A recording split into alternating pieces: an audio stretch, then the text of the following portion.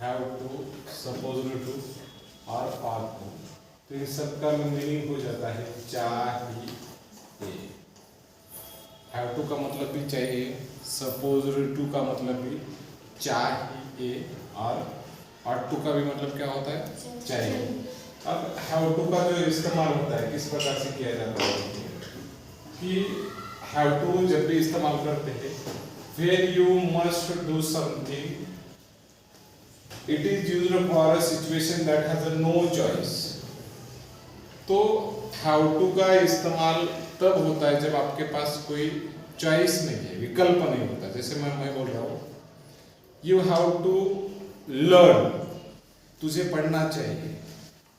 तो माँ बाप ने फोर्स कर दिया आपको, सोसाइटी भी बोल रहे, समाज भी बोल रहा है आपको पढ़ना चाहिए, और आप इतने गरीब हो कि अगर आप पढ़े तो ही कुछ बन पाओगे, तो आपके पास कोई चॉइस नहीं है दूसरी, आपको पढ़ना ही पड़ेगा।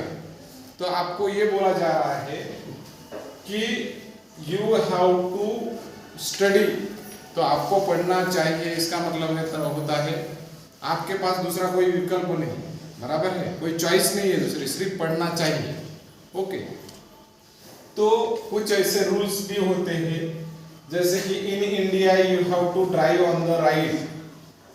तो ड्राइव करना और ऑन द राइट, राइट का मतलब होता है राइट साइड से ड्राइव करना चाहिए। तो कहा इंडिया में, तो इंडिया में आपके पास विकल्प नहीं है। अगर आप आपकी बाइक या गाड़ी लेफ्ट साइड से चलाओगे तो ट्रैफिक वाला आपको पकड़ लेगा, तो आपको राइट साइड से ही चलानी पड़ेगी। इसका मतलब ये होता है कि आपके पास दूसरी चॉइस नहीं है।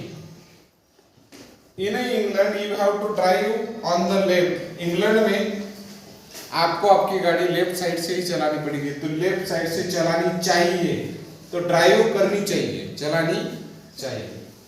तो इंग्लैंड में लेफ्ट साइड से चलानी चाहिए, वहां का वो रूल है, गवर्नमेंट का रूल है, और गवर्नमेंट के रूल के मुताबिक आपको ये बात करनी चाहिए। तो हैव टू द्वारा ये वाली एक्शन करनी चाहिए बताया जा रहा है, बराबर है। तो आपके पास दूसरा विकल्प नहीं है, यू हैव नो चॉइस। और जब आपके पास कोई चॉइस नहीं होती तो आपको हैव टू का इस्तेमाल करना होता है। अब उसी प्रकार से सपोज टू जिसे हम कहते हैं, तो सपोज टू का मतलब कुछ रूल्स है, कुछ एक्सपेक्टेशन होते हैं।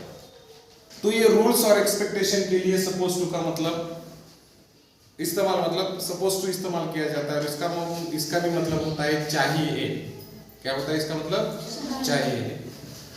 तो use suppose to when saying what is the best thing. तो कौन सी बेस्ट थिंग से टू डू, सबसे बेस्ट थिंग्स, कि अगर दो काम आप कर रहे हो और उसमें से जो बेस्ट है आपके लिए करना, तो ये बताने के लिए आपको सपोज टू का इस्तेमाल कर सकते हो in a situation and that is the correct वे।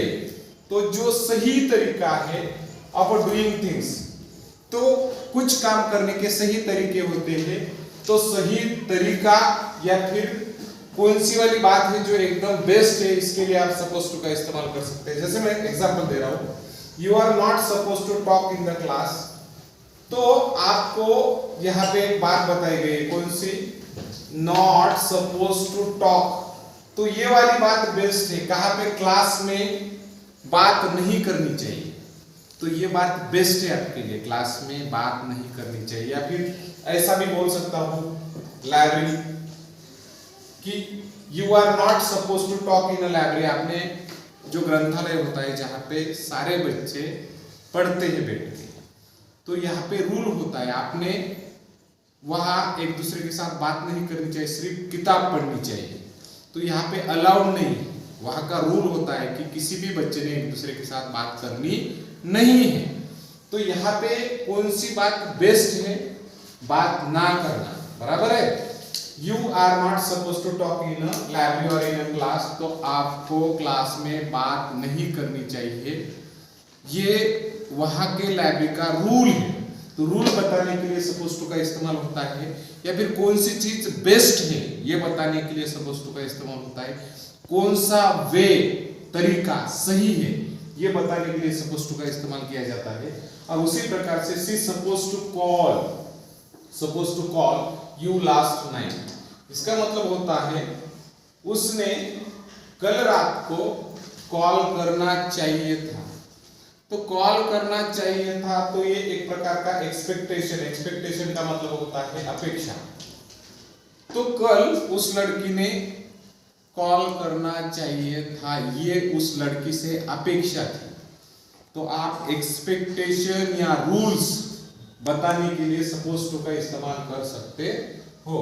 और उसी प्रकार से ought to का इस्तेमाल कब करना है आपको? ought to का मतलब भी होता है चाहिए, और it is not as strong as a must. तो ये मस्ट इतना स्ट्रॉन्ग नहीं, मस्ट बहुत पावरफुल होता है। मैं जैसे बोल रहा हूं यू मस्ट स्टडी, आपने पढ़ाई करनी ही चाहिए। और मैं जब बोलूंगा यू ought to study, आपने पढ़ाई करनी चाहिए, पर मैं बड़े गंभीरता से नहीं बोल रहा हूँ, बड़े स्ट्रांगली नहीं बोल रहा हूँ। तो ये मस्ट का भी फॉर्म ought to हो जाता है, जरा कमजोर वाली बात होती है यहाँ पे। और यूज इट फॉर एडवाइस या रिकमेंडेशन। एडवाइस का मतलब होता है सलाह, और रिकमेंडेशन का मतलब होता है सिफारिश। तो रिकमेंडेशन के लिए या फिर एडवाइस के लिए ought to का मतलब होता है we ought to use sweater आपने पहनना चाहिए, इस्तेमाल करना चाहिए। I think it is going to be very cold day, मुझे लगता है अभी सर्दी के दिन आने वाले हैं, कोल्ड डेज आने वाले हैं, तो आपने स्वेटर का इस्तेमाल करना चाहिए, ये मेरी आपको सलाह है। मैं आपको बोल रहा हूं कि आपने अभी सर्दी के दिन आ रहे हैं, तो आपने क्या करना चाहिए? आपने क्या इस्तेमाल करना चाहिए? स्वेटर इस्तेमाल करना चाहिए। और दैट इज एडवाइस, ये मेरा सलाह है आपको, या फिर ये एक प्रकार की सिफारिश भी कह सकते हो। तो इस प्रकार से ought to का इस्तेमाल रिकमेंडेशन या एडवाइस के लिए होता है। और उसी प्रकार से हमने देखा है कि आप हैव टू का इस्तेमाल करते हो whenever you have a no choice, आपके पास कोई चॉइस ही नहीं होती, तब आप इस्तेमाल किसका करते हो? हैव टू का इस्तेमाल करते हो। और सपोज्ड टू का इस्तेमाल कब करते हो? जब कोई रूल है या कोई एक्सपेक्टेशन है, तब आप किसका इस्तेमाल करते हो? सपोज टू का।